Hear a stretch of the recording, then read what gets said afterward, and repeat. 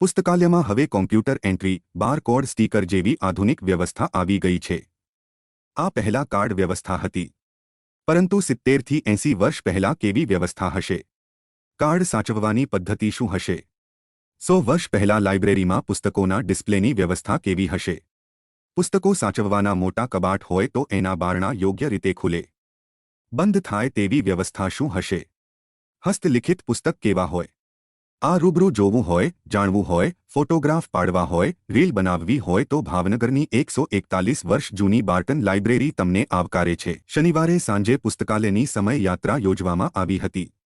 રક્ષેશભાઈ ઓઝા ખંડનું લોકાર્પણ થયા બાદ તુરંત ખજાનો જોઈ શકાયો હતો.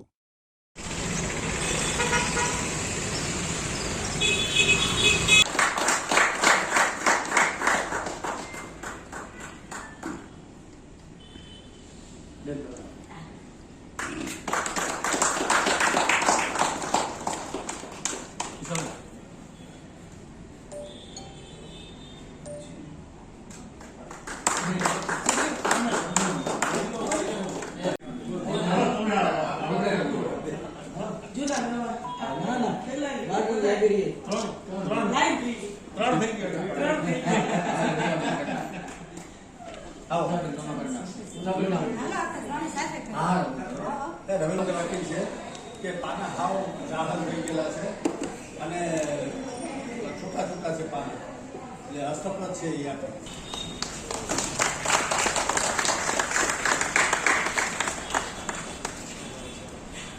અમારા સાથી ટ્રસ્ટી એટલે કે મહાનગરપાલિકાના પ્રતિનિધિ તરીકે પણ અમારા આમંત્રિત ટ્રસ્ટીઓમાં સામેલ હોય છે એવા ઉષાબેન પણ ઉપસ્થિત છે, યશપાલસિંહ ઉપસ્થિત છે, કેટલા બધા મિત્રો અહીંયા ઉપસ્થિત છે, ભાજપ પરિવારના, રક્ષેશભાઈ પરિવારના. એમનું